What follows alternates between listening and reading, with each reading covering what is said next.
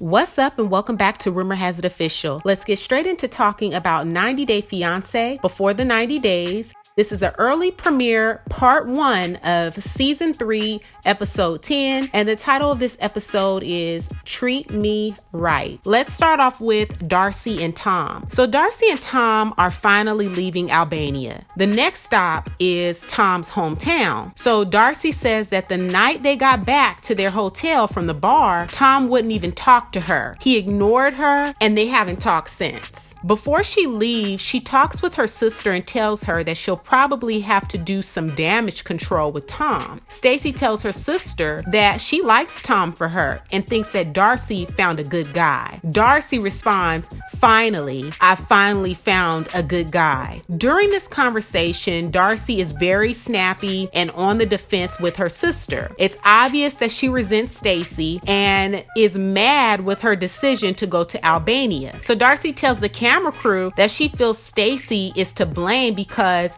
if they didn't go to Albania, then he probably would have proposed. No one twisted your little arm and made you go to Albania. You wanted the approval of your sister, or maybe for your sister to see that maybe you feel that you have found someone, but you wanted to go to Albania. You begged Tom when he was a little reluctant. He said, "Well, I already got plans for us." And she's like, this means a lot to me. I really want you to meet my sister. So you didn't have to go to this Albania trip. You could have told your sister maybe another time, but since it's my first meeting with him, I want to spend that time getting to know him. But you did not. You wanted to go to Albania. So the only person that is to blame is yourself. Darcy chooses to believe that it's all her sister's fault, but I think we as the viewers know different. Their relationship is just so draining. Both Darcy and Stacy, they need counseling. Stacy gets up and leaves. Then shortly after, Darcy gets up and goes outside.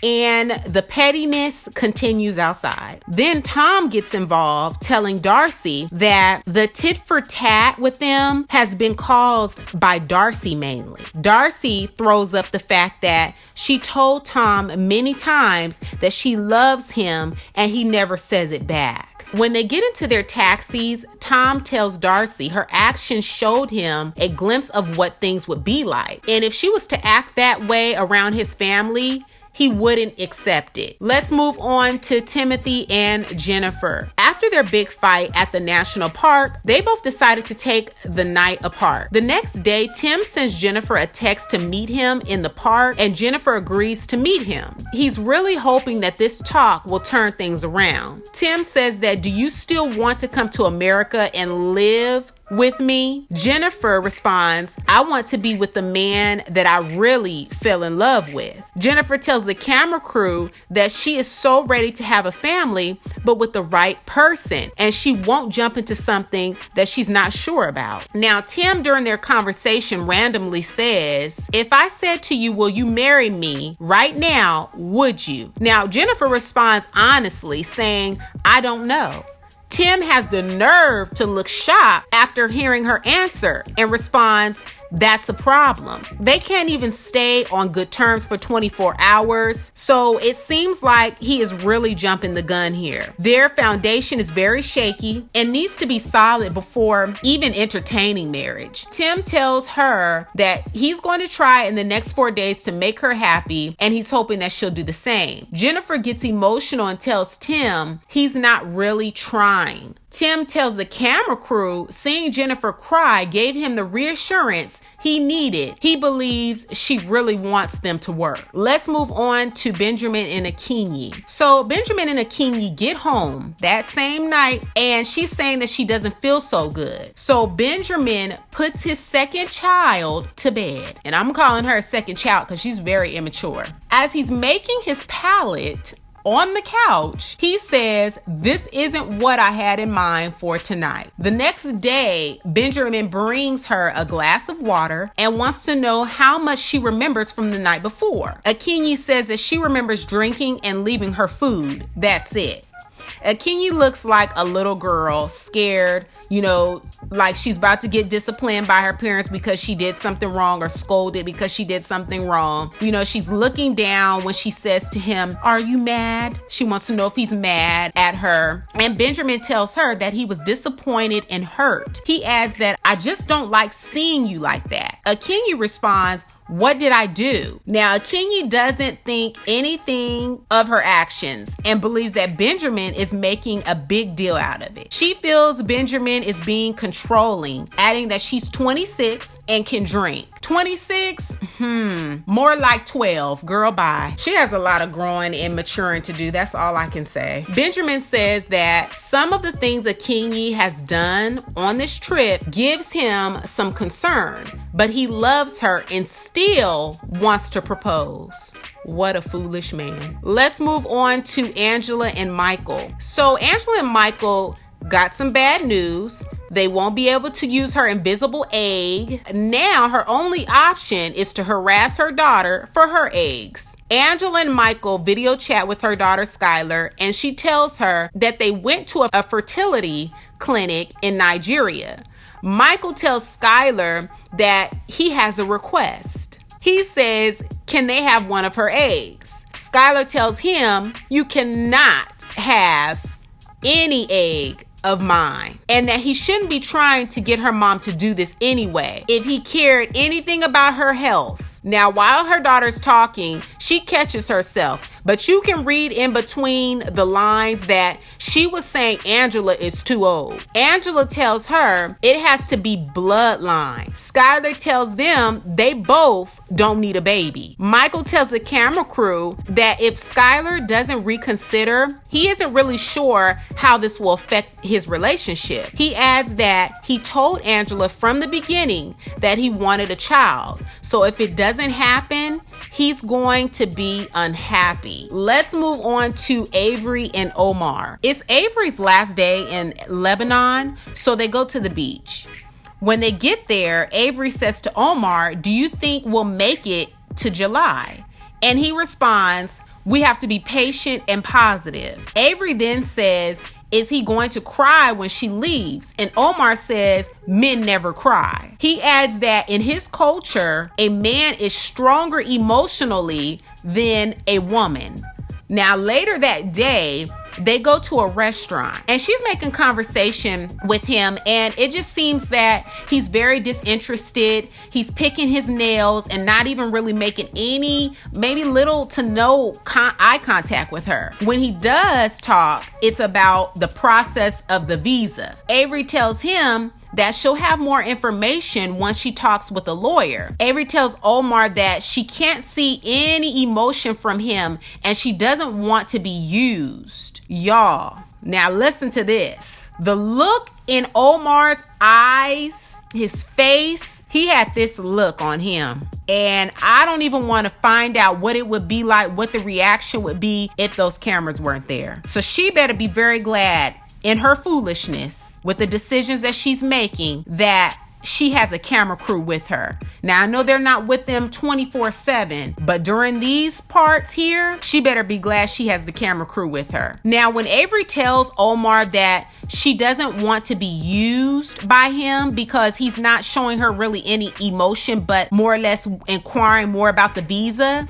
he says, you think I'm using you? And Avery tells him there's always a 1% chance. Omar tells the camera crew that her saying that makes him feel sad and that he's not that kind of person. He plays reverse psychology on Avery, telling her that he doesn't want her to apply for the visa, adding he's heartbroken and he never lies. Avery fell right into the game of manipulation. She fell right into the trap and says, I don't care what you say. When I get home, I'm going to the immigration lawyer and I'm starting your visa. This is exactly what he wanted her to do. The opposite of what he tells her. She does the opposite of what you tell her. The more you tell her not to do something, guess what? Miss Avery's gonna do it. So that was manipulation. I saw right through that, but she doesn't. Very quickly, he played that card on her and she fell right for it. Let's move on to Rebecca and Zied. So I'm so tired of Dracula and catfish. I just gotta say that. But now that I've got that out my system, now that we've got that out the way, let's just go ahead and talk about these two. I'm hoping they don't return for the next season. Now, Zied is taking Rebecca to Sahara Desert. Well, maybe I should say Rebecca is taking him because she's driving. She paid for the rental car and probably even funded this trip because he asked for 500 dinar. So Zied says that he's hoping she will accept his proposal because it's his dream. Rebecca says during this trip, as much as she wants to relax, she plans to tell Zied she is still married. She is terrified to tell him. Let's move on to Caesar. So Caesar is now back home and says that it's going to be pretty tough explaining to everybody what happened. His friend shows up to pick him up from the airport and she's going to drop him off at home. As soon as they get in the car, she says, "So how was Mexico? I want to know everything." He tells her it was fun but horrible at the same time. His friend tells him that what happened to him needs to be a real eye-opener for him. He spent so much money and she didn't even show up. Caesar says that he still loves her and it's hard to let her go. He adds that this time he feels he needs to take a chance and go to Ukraine. Now, you're going to Ukraine with what address? If you can't get in contact with the girl, how can you meet up with her? So that is taking another dumb chance and going somewhere that is probably not safe for you to go to. This dude is dumb. Let me move on. So his friend believes that Caesar is in denial. It's pretty scary that someone can tell you it's over and you still pursue them. I find that to be very crazy. Let me tell you, if I tell a man I'm not interested, I don't want to talk to you, it's over, and you keep pursuing me, and I'm not giving you a reason to pursue, but I'm making it clear with my actions and my words that I'm not trying to fool with you like that, and you keep pursuing me, you're going to start that cycle to me. You're scaring me. Now I need to go ahead and file a restraining order because you're continuing to pursue me and I told you to stop. So Caesar is basically cuckoo for Cocoa Puffs. Once he gets home, he unpacks. And when he picks up the vending machine ring, he says to the producer, his plan is to just hold on to the ring. Tell me why. Tell me why, y'all. Why did this dude take his clothes from the trip out his suitcase and hang them back up in the closet? Caesar better hope. Caesar really better hope that at that Mexico hotel, they had a washer and dryer there and they took his stuff and washed it for him so when he got back home, he didn't have to do it. Because if not, that's nasty. Why? Caesar, please tell me why didn't you put them clothes in the dirty hamper? I need to hear your thoughts on 90 Day Fiance Before the 90 Days. This is part 1, an early premiere of season 3, episode 10. Again, the title of this episode was Treat Me Right. Comment down below and let me know all of your thoughts, what you thought about this episode. Give the video a big thumbs up. Share with a friend who also loves watching 90 Day Fiance Before the 90 Days. Don't forget to subscribe and hit that bell so you'll be notified on the next time that I make an upload. And I will catch you all in the next video. Peace.